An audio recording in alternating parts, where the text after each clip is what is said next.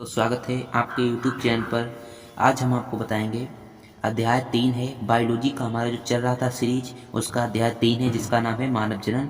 ये पार्ट 5 है और पार्ट 5 तक के पार्ट 4 तक के सारे वीडियो अपलोड हो चुके हैं YouTube वीडियो पर, आप जाकर देख सकते हैं। और ये जीव विज्ञान का है और आज मैं बताऊँगा आपको 2 क्वेश्चन, ठीक है, बहुत ही महत्वपूर्ण है, ठीक है। उसके आगे के पार्ट पार्ट जो हमारा चल रहा था पार्ट 4 का, उसके आगे के ये क्वेश्चन है, ठीक है, पार्ट 5 के। चलिए अब देखते हैं ये हमारा जो क्वेश्चन है वो क्या दिया गया है कि मादा जनन तंत्र का वर्णन करो। इसका जो आंसर है वो चलिए हम लिखते हैं, ये काफ़ी इंपॉर्टेंट है यहाँ पे एग्जाम के लिए। मादा जनन तंत्र किसे कहते हैं, चलिए इसका उत्तर सबसे पहले डाल लेते हैं हम, ठीक है। अब इसकी हेडिंग पड़ेगी, ठीक है, हेडिंग डाल लेते हैं। क्या डालनी है आपको, मादा जनन तंत्र, ठीक है। मादा जनन के तंत्र के बारे में लिख रहे हैं तो सबसे पहले मादा जनन तंत्र हेडिंग डाल लेते हैं, क्योंकि जो हेडिंग पड़ेगी इससे ज़्यादा इफेक्ट पड़ता है एग्जामिनर पर, ठीक है। ये जो हेडिंग हमारी पड़ चुकी है इसको अंडरलाइन कर देना है स्केल से, हमने ऐसे कर दिया है, ठीक है। अब लिखते हैं मादा जनन तंत्र के बारे में। देखिए मादा में पाए जाने वाले, अब लिखते हैं उत्तर। पहले हम उत्तर को लिख देते हैं फिर आपको समझा देंगे, ठीक है, टेंशन लेने की कोई ज़रूरत नहीं है, ठीक है। मादा में पाए जाने वाले, ठीक है, लैंगिक अंग को, ठीक है, लैंगिक अंग को मादा जनन तंत्र कहते हैं। अब यहाँ पर कार्यक्रम से लिखना है क्योंकि इसे हाईलाइट करना है। मादा जनन तंत्र कहते हैं। ये हमारी जो है ये कंप्लीट हो चुकी है। अब थोड़ा सा और इसमें लिखेंगे जरूर। अब देखिए यहाँ पर क्या लिखना है, मादा युग्मक होता है, ये अंडाशय का कार्य करता है, ठीक है। इसमें अंडाशय बनते हैं और जो नर नर जनन तंत्र होता है उसमें शुक्राणु बनते हैं, ठीक है। इसमें मादा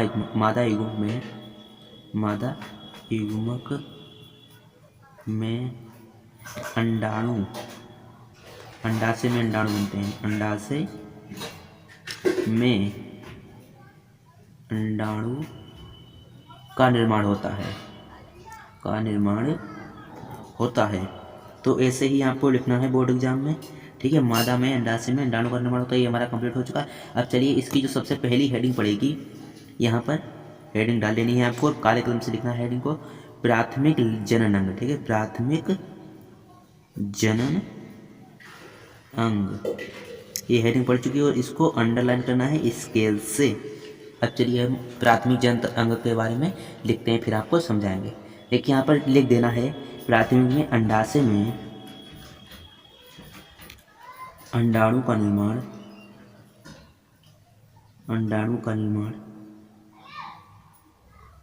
होता है, ठीक है, ये लिखना है। और अभी लिखना है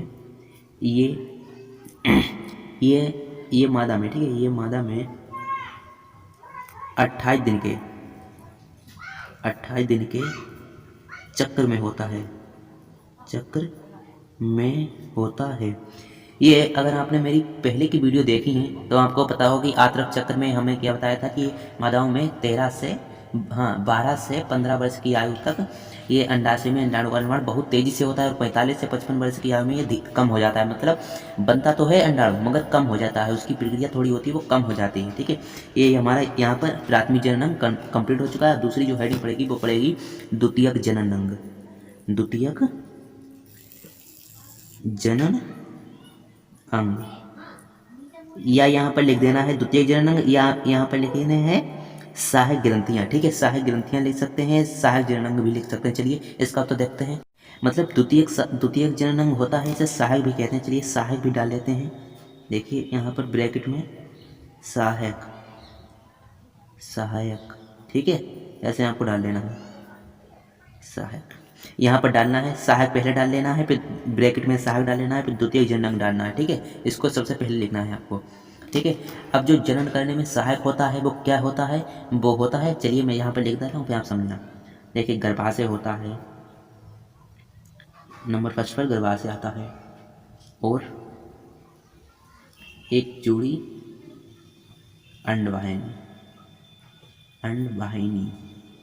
एक जोड़ी अंडवाहिनी आती है, ठीक है, और एक योनि ये आता है, ठीक है।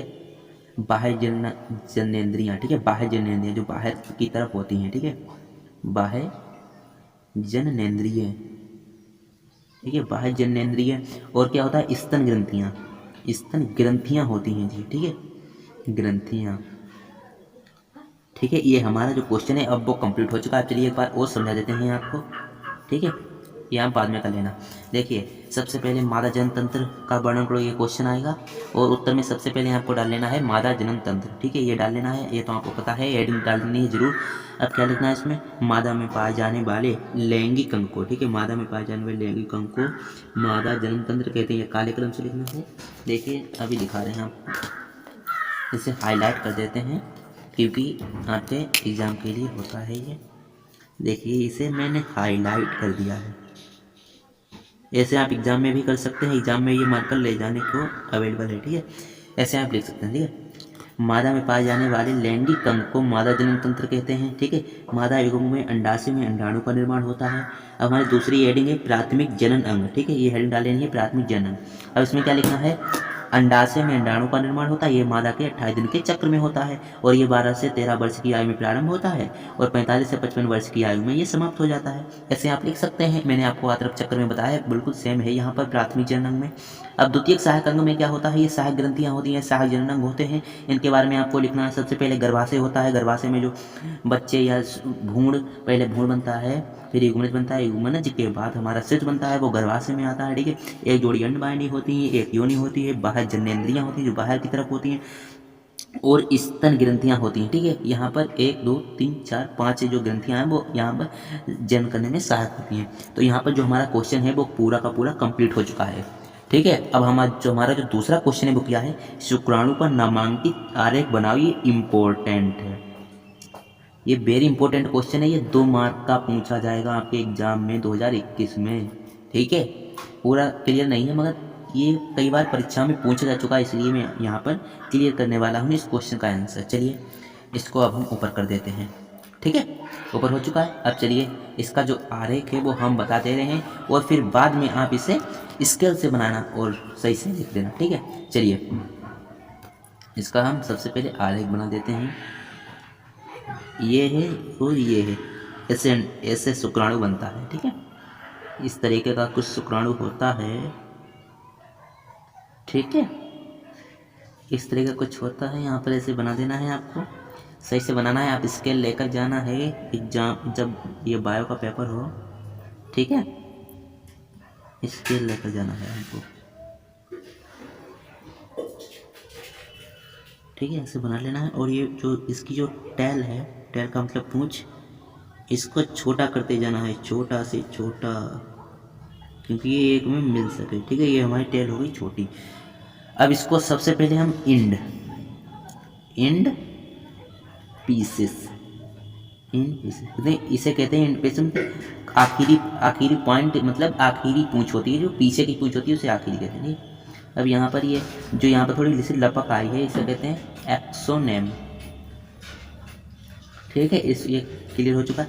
अब ये जो क्या चीज़ है यहाँ पर इतनी, ये क्या है, टैल, टैल का मतलब पूंछ, इस शुक्राणु की पूंछ होती है और यहाँ पर कुछ ये होता है ग्रंथियाँ जो होती हैं, ठीक है, इसे हम निक का मतलब होता है गर्दन, ठीक है। और ये इसको हम कहते हैं माइटोकॉन्ड्रिया, इसको हम कहते हैं इसमें माइटोकॉन्ड्रिया, ठीक है,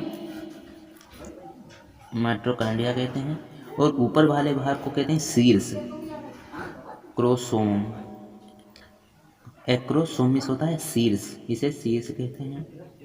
और ये वाला जो है इसे कहते हैं हेड मीन्स होता है सिर, जो है ये शुक्राणु का नामांकित चित्र हो चुका है, आप देख सकते हैं, पूरा क्लियर हो चुका है। ऐसे ही आपको बोर्ड एग्जाम में लिख कर आना है, बहुत ही महत्वपूर्ण है, 2 नंबर का आएगा और ये चित्र सिर्फ आपको बनाना होगा, ठीक है।